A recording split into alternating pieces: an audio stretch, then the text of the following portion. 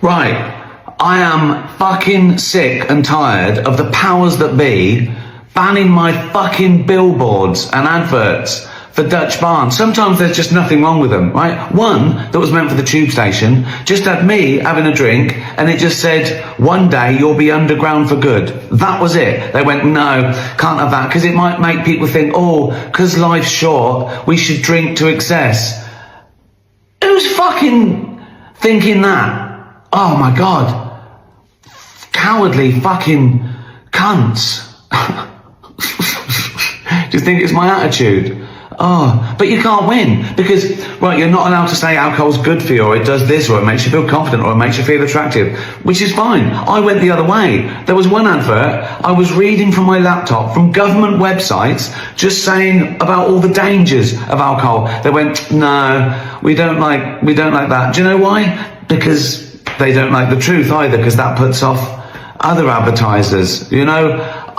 Fuck me. Honestly. So this is what we're going to do. Fuck them, okay? I'm going to sell directly to you. Go to the website, right? Sign up for our mailing list as well, and you can win a year's supply of Dutch Barn. Also, we save donkeys. So, save donkeys, fuck censors, Dutch Barn.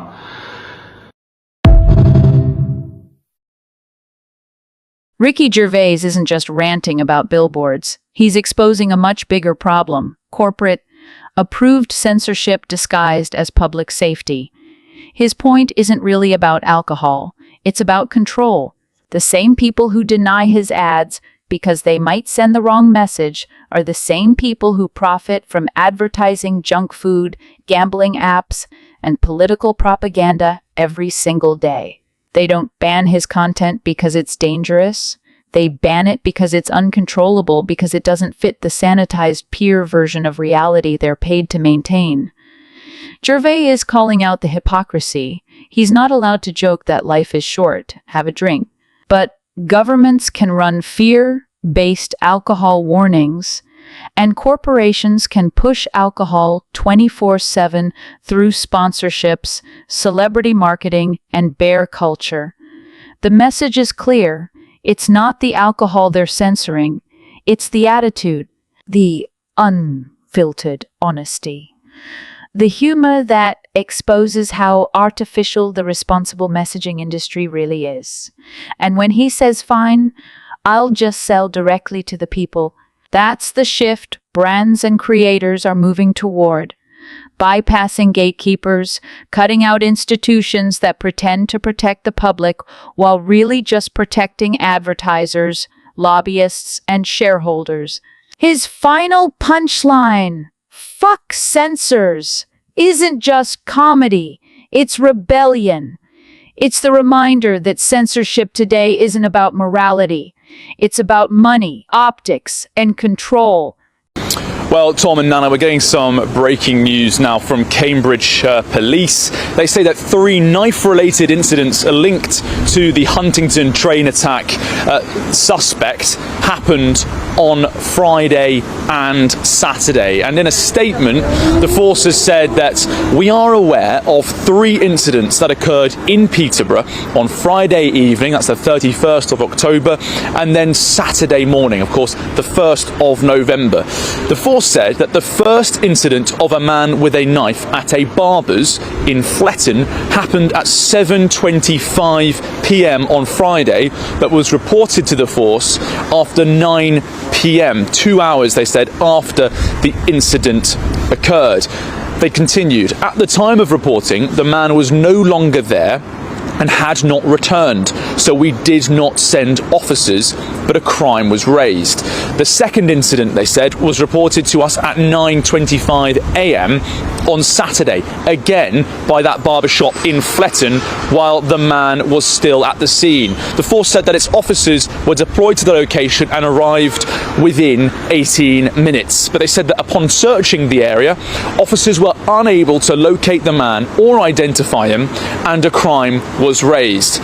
They then said that there was a third incident that police also believe may be linked, which also happened on Friday, the 31st of October at 7:10 p.m, where a 14-year-old was stabbed by a man with a knife in the city centre.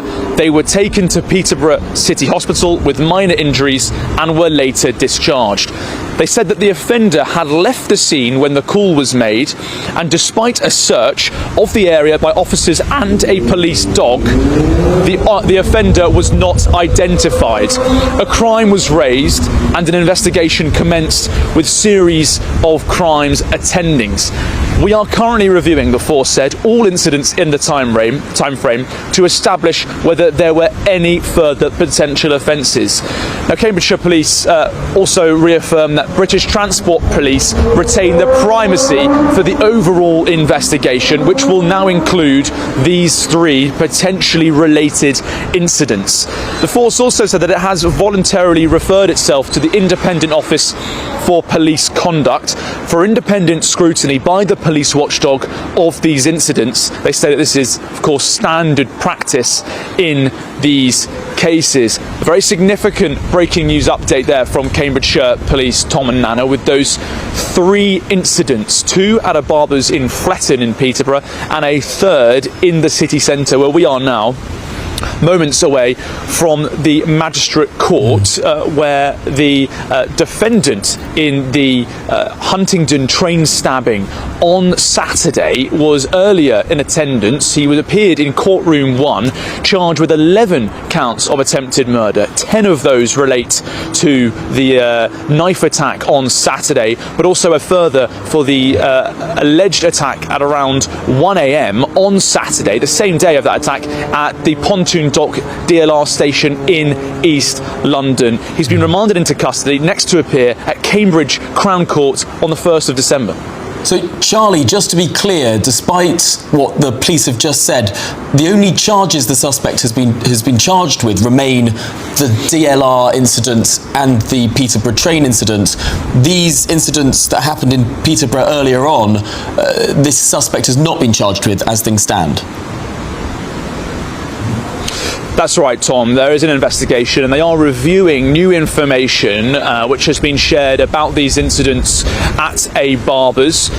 2 related incidents with a man appearing with a knife, one being reported just over 2 hours after it happened, and another more urgently after 9 p.m. where officers attended from Cambridgeshire Police within 18 minutes, and that other incident with a 14-year-old being stabbed in the city centre. No charges have been brought in relation to those 3 reported incidents, but Cambridgeshire Police say they are investigating, with British Transport Police retaining the primacy and therefore the direct control of that investigation.